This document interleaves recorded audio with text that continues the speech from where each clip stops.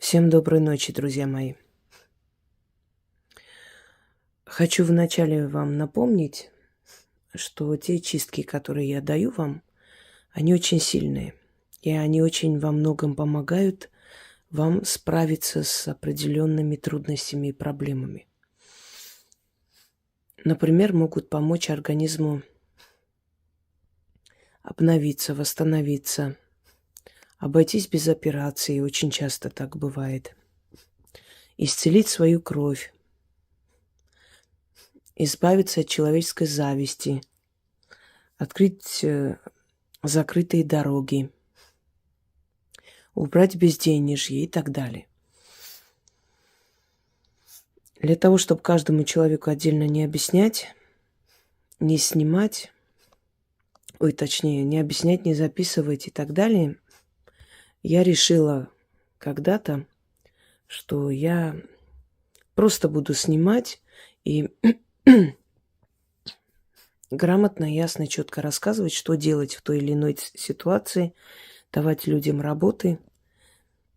И, естественно, за один раз я могу помочь огромному количеству людей. Потому что этот ролик увидят не только в этот момент много тысяч людей, но и после, когда этот ролик останется в интернете, опять же, много тысяч людей могут воспользоваться этой работой и помочь себе. Хочу вам сказать, что, в принципе, эти чистки, они убирают очень многое. И во многих ситуациях помогают. Есть некоторые исключения. Если это работа сильного мастера, чистки это снять не смогут.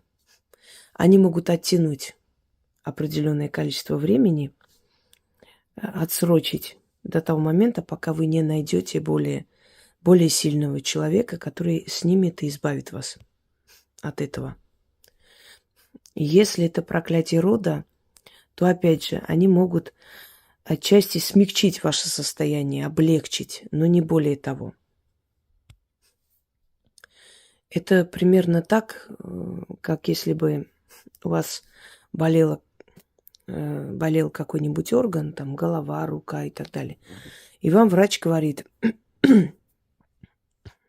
поскольку сейчас ночь, чтобы никуда не ехать, например, там знакомый, да, может посоветовать, или в интернете советует, выпейте там данное лекарство, оно вам поможет уснуть и как бы избавиться от боли до утра. А утром, конечно, обязательно сходите и узнайте, настолько ли сильная проблема. Вот чем разница между чисткой, которую проводит ведьма, и чисткой, которую она дает, если у вас серьезная проблема. То есть профессиональные работы и сильные проклятия чистки не снимут. То есть вы не снимете себя. Но можете спасти себя на некоторое время. Оттянуть это время, отсрочить, как я уже говорила. Пока не найдете сильного мастера. Если же это уже застарелая вещь, оно уже себя изжило, то есть само себя сожрало, хотела сказать. Если вы уже практически одолели своей силой внутренней, своим духом, иногда люди могут пережить очень страшные вещи. И те сущности, которые были отправлены в его жизнь, в его судьбу, не смогли справиться. Не потому, что они слабые, а потому, что слабый мастер отправил. Но в любом случае остаточное явление это осталось, это нужно убрать окончательно, понимаете? Чтобы оно по новой не возобновилось, чтобы они вновь где-то там, оседая на вашей энергии, вновь не усилились и не начали сжирать вашу жизнь. То такие чистки могут вам помочь окончательно убрать. Это чистка, которую я могу, то есть я хочу вам подарить, это больше для обновления женского здоровья, женской сути.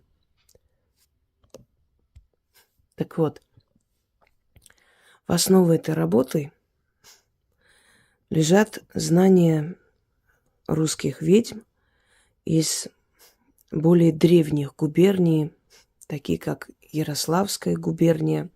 Но это позже стало губерния, конечно, это было Ярославское княжество, Черниговское княжество. Вот в этих древних землях Руси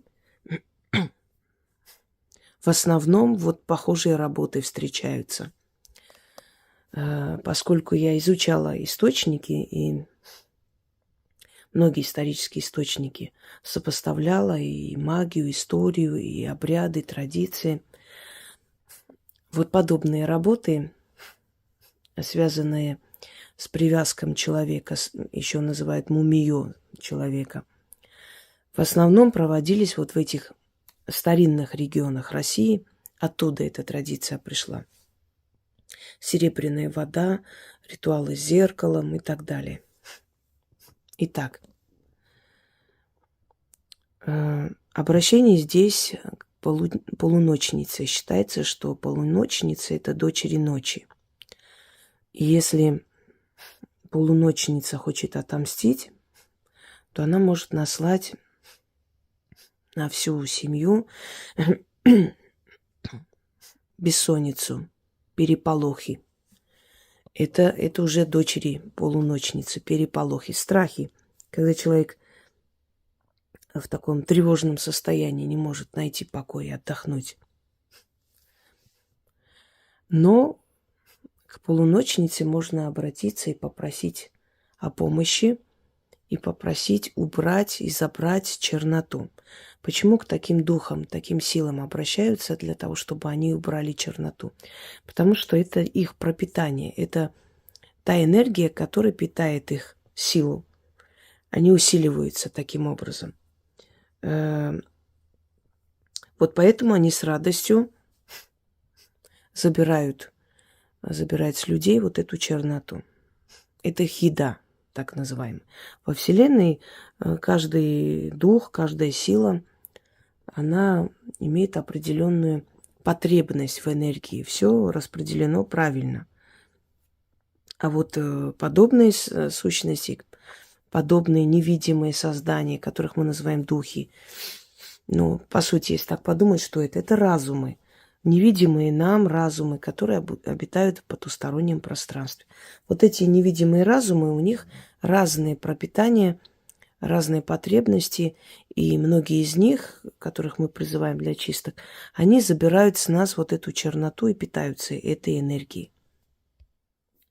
А иные силы возвращают тем, кто наслал, тем самым мучая их, и опять же питаясь их энергией, уже энергией мучения. Теперь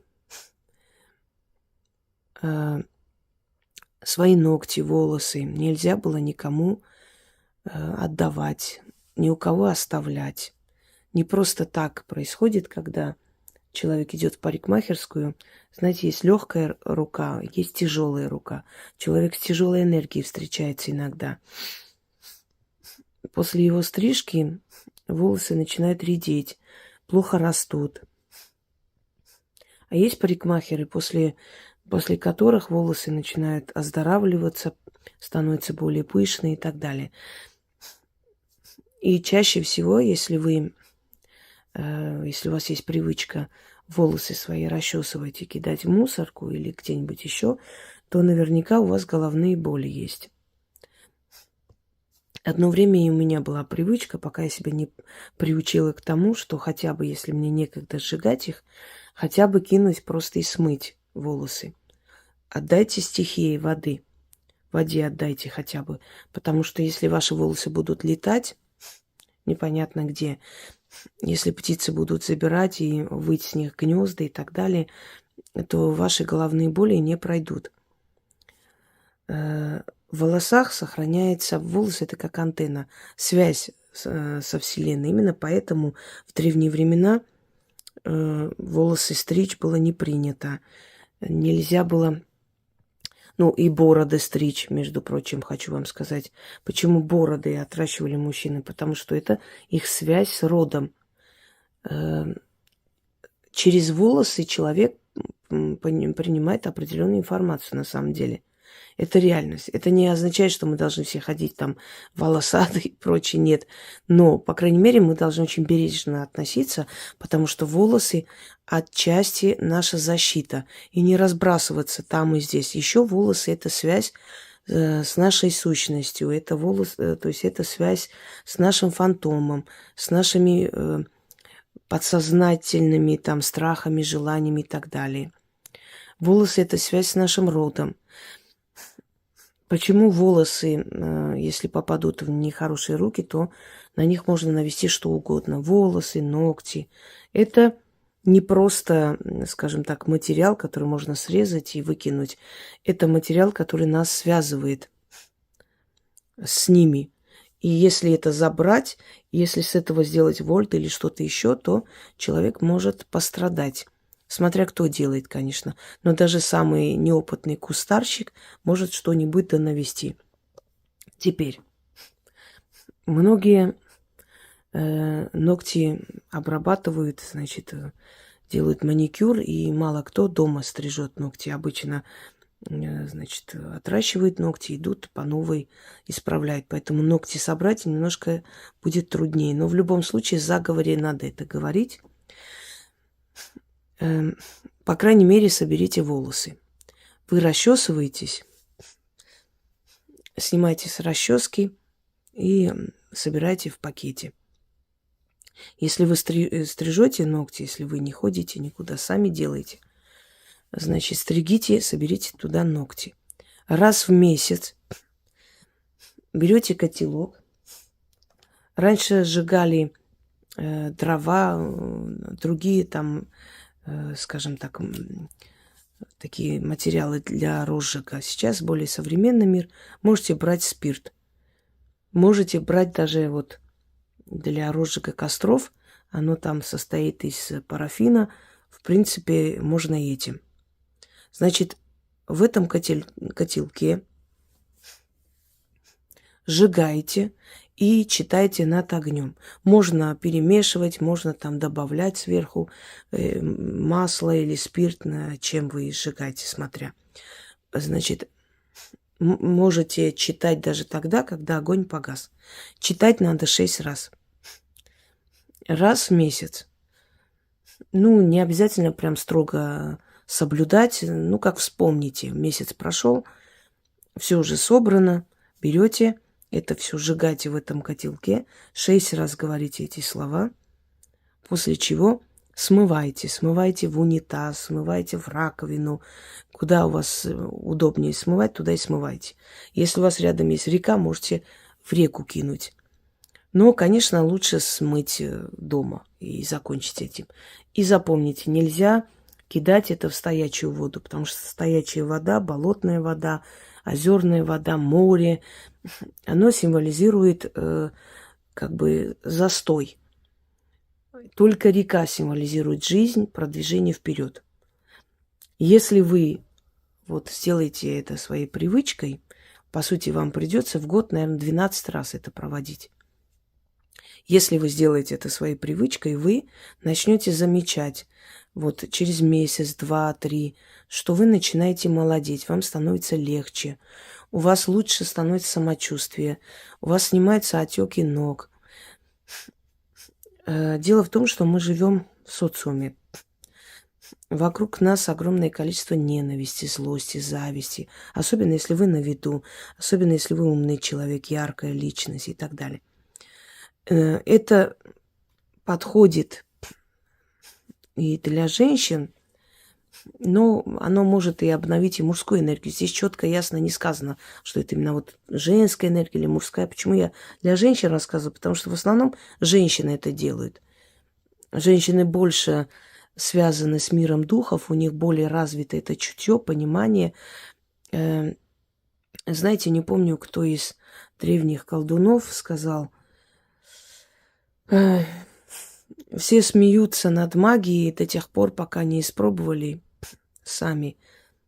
и не увидели это чудо. Вот поэтому у мужчин немножко другая психология. Они начинают верить в это, когда видят, что действительно ваши заговоры принесли в семью деньги, удачу. Они начинают в это верить. Даже сами напоминают, что иди сделай, начитай, может, чего надо купить для фортуны.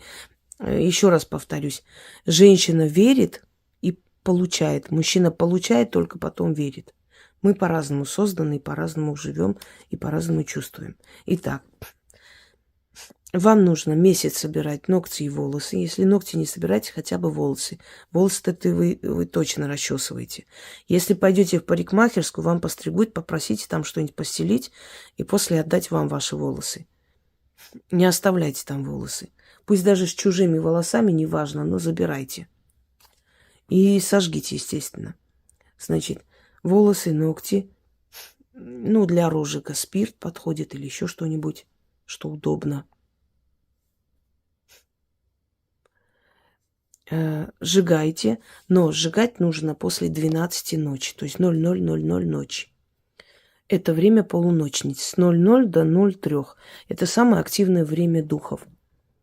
Поэтому старайтесь такие сильные работы делать вот в этом промежутке.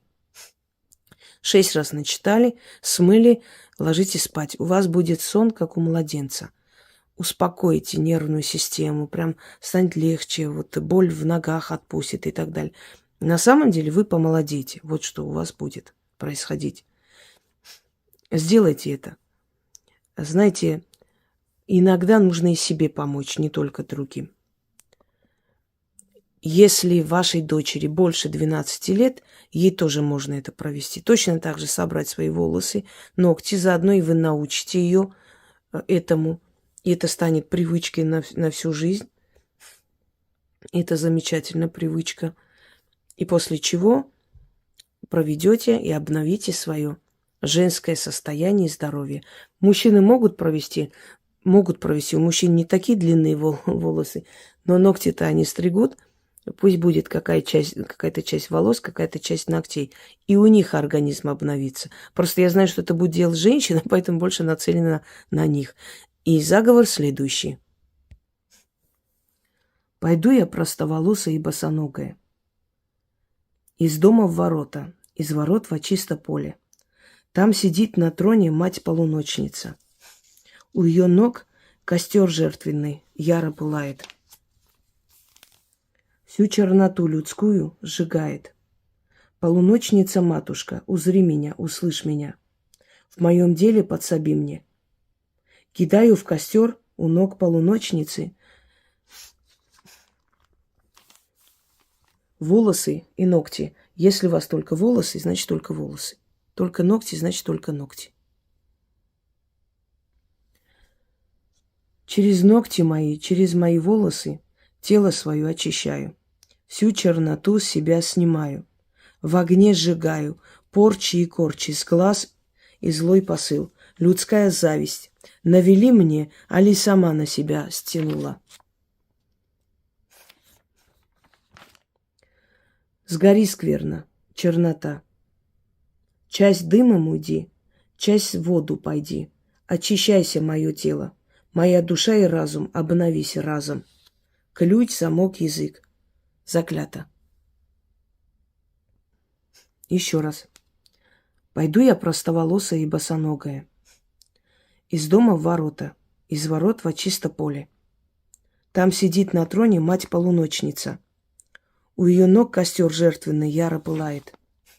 Всю черноту людскую сжигает. Полуночница-матушка, узри меня, услышь меня. В моем деле подсоби мне. Кидаю в костер у ног полуночницы свои волосы и ногти.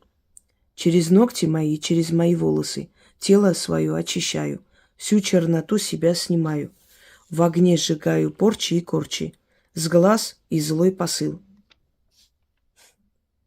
Людская зависть. Навели мне, али сама на себя стянула. Сгори скверно, чернота. Часть дымом уйди, часть в воду пойди. Очищайся, мое тело. Моя душа и разум, обновись разом. Ключ, замок, язык. Заклято.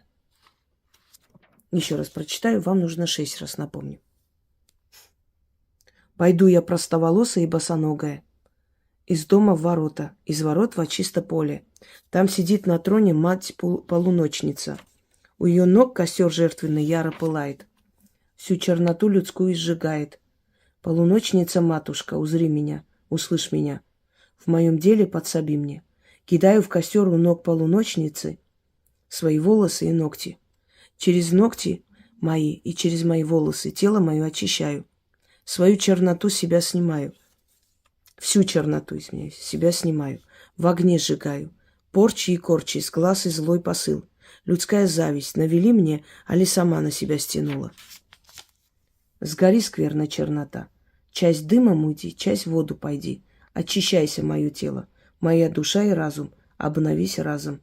Ключ, замок, язык. Заклято. Здесь откуп не нужен, потому что вы отдаете откупом ту самую черную энергию, которая с вас снимается. Вы отдаете полуночным духам, той самой полуночнице. Но когда у вас обновится, вам станет легче, вам станет хорошо, вы сами откупайтесь, как посчитаете нужным. Вам подскажут. Люди, которые часто пользуются моими работами, рано или поздно начинают получать очень явные и очень открытые подсказки. Желаю вам всем удачи. Пусть эта работа тоже будет в вашей копилке и принесет вам много хорошего в жизнь. Всем всего хорошего.